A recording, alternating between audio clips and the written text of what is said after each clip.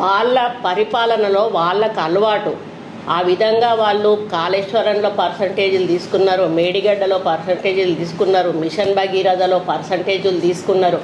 ప్రతి దాంట్లో కూడా పర్సంటేజీలు తీసుకొని నాణ్యతా లోపంతో ఈరోజు కోట్లాది రూపాయల డబ్బులు, ప్రజల డబ్బులు దుర్వినియోగం చేసి వాళ్ళు కోట్లకు పడగలెత్తి ఈరోజు మంత్రులతో సహా కోట్ల రూపాయలు దండుకొని కోటీశ్వర్లయ్యి ప్రాపర్టీస్ సంపాదించుకొని మీరు ఒక్కొక్క మంత్రి హిస్టరీ మీకు ధైర్యం ఉంటే మీరు సెల్ఫ్ ఎంక్వైరీ చేయించుకోండి. ఈరోజు నేను అడుగుతా ఉన్నాను మంత్రులను, బీఆర్ఎస్ మంత్రులను, మీరందరూ కూడా సెల్ఫ్ ఎంక్వైరీ చేసుకోండి.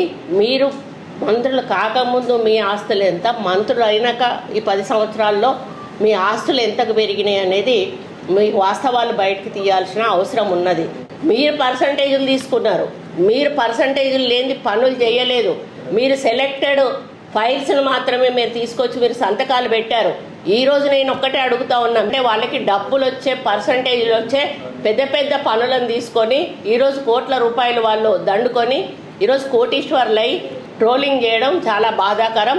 వెంటనే దాన్ని ఆపాల్సిన అవసరం ఉన్నది. లేకపోతే నేను సైబర్ క్రైమ్ వాళ్ళకి తప్పకుండా నేను కంప్లైంట్ ఇస్తాను. ఇది ఎట్లా అంటే తొండముదిరి ఊసర వెళ్ళి అయినట్టుగా ఈ టీఆర్ఎస్ ట్రోల్స్ ఏవైతే ఉన్నాయో, టీఆర్ఎస్ పేడ్ బ్యాచ్ ఏదైతే ఉందో వాళ్ళు మరీ దారుణంగా, కనీసం వాళ్ళు మనుషుల పశువులా కూడా అర్థం కానటువంటి పరిస్థితిలో వాళ్ళు ఉన్నారు. వాళ్ళకు కుటుంబాలు ఉన్నాయి, వాళ్ళకు అక్కా చెల్లెళ్ళు ఉన్నారు, వాళ్ళకు ఫ్యామిలీస్ ఉన్నాయి.